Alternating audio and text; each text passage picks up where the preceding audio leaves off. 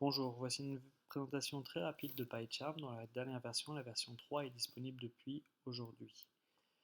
Depuis cette version 3, il y a une version open source et donc en particulier gratuite qui est disponible. Toutes les capacités de l'éditeur que je vais vous présenter là sont disponibles dans cette version gratuite.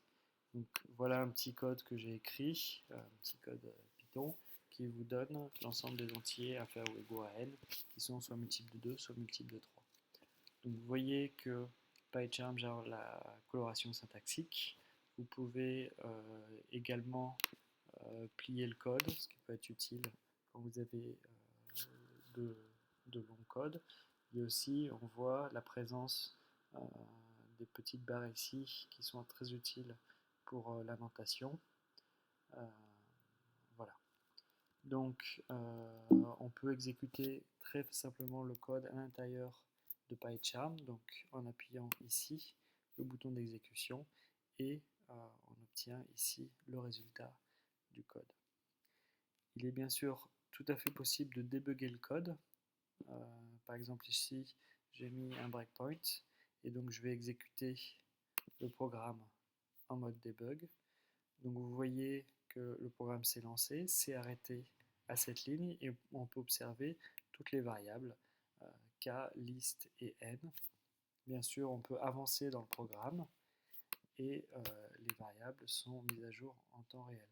On peut bien sûr évaluer certaines expressions. Si on vous demande k au carré, il va bien sûr s'évaluer en 36. Voilà, on va aller jusqu'à la fin du programme. On a déconnecté notre Python. Donc, l'édition est très simple et offre beaucoup de choses très agréables. Par exemple, une complétion automatique. Donc, il a vu ici que list faisait référence à une liste. Il nous propose toutes les méthodes disponibles pour les listes. Donc, très simplement, la possibilité de faire une complétion de très très bonne qualité. Bien sûr, on peut compléter les noms des variables. Si vous tapez li et tab, et bien sûr, il va vous compléter ça en liste très rapidement. Ensuite, il est possible de gérer des différentes versions de votre programme. Si par exemple, j'ajoute à la fin un print dernière version, je change quelque chose dans mon programme. Alors là, je vais utiliser Git qui permet de gérer toutes ces différentes étapes et je vais dire que je décide de sauver le programme dans son état. Donc ce sera la 5e version de ce petit programme et je fais bien sûr un commit. D'accord ? Grâce à ça, je peux retourner dans l'historique de mon programme. Donc ici, j'obtiens toutes les versions, quand est-ce que j'ai sauvé, et puis là, le nom de la version. Je peux bien sûr regarder si je clique ici. J'ai la différence entre la dernière version, ici, print dernière version, et l'ancienne version où j'avais un print, une nouvelle version. Et on peut remonter très facilement comme cela dans l'historique. Donc voilà, on a un éditeur très très agréable. On peut bien sûr afficher plusieurs fenêtres. Pardon, on fait comment? Voilà, donc on peut afficher plusieurs fichiers côte à côte. Ça peut être utile. Pour les amateurs de VI, toutes les commandes VI les plus utiles sont disponibles. Donc si par exemple je cherche le return, je tape là-dessus \return et je me déplace directement là.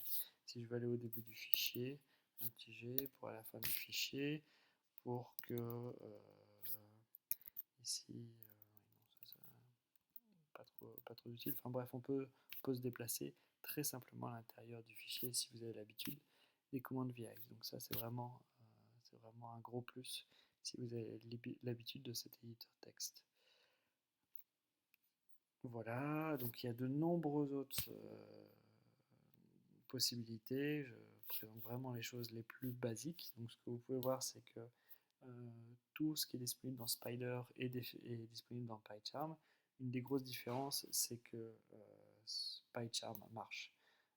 Spider a beaucoup de problèmes. Si vous avez peut-être pu voir beaucoup de bugs, et en plus le fait que Spider est écrit en Python qu'il peut être extrêmement lent, notamment au démarrage. Voilà, donc c'est un logiciel qui est PyCharm qui existe depuis 2-3 ans et qui vraiment évolue énormément. Vous pouvez, peut-être pas montrer, mais évidemment avoir où est-ce que c'est, une console Python, donc en restant à l'intérieur de votre éditeur. Vous pouvez même avoir un shell sans aucun problème. Voilà.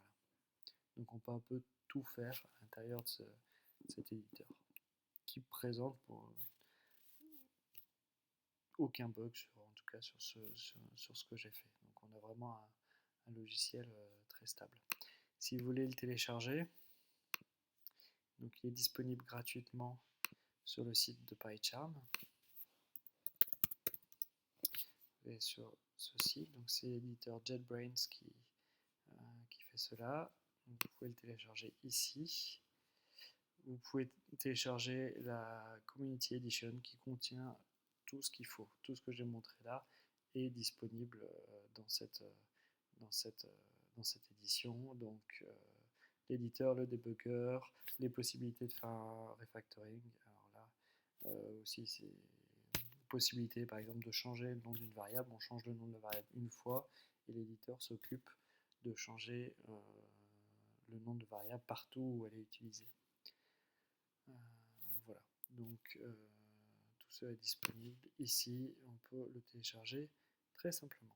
Voilà, j'espère que je vous ai donné envie de l'utiliser et montrer qu'on peut avoir des très bons éditeurs en Python, en tout cas bien mieux que le malheureux, j'ai oublié son nom, Spider. Voilà. Et ben à bientôt.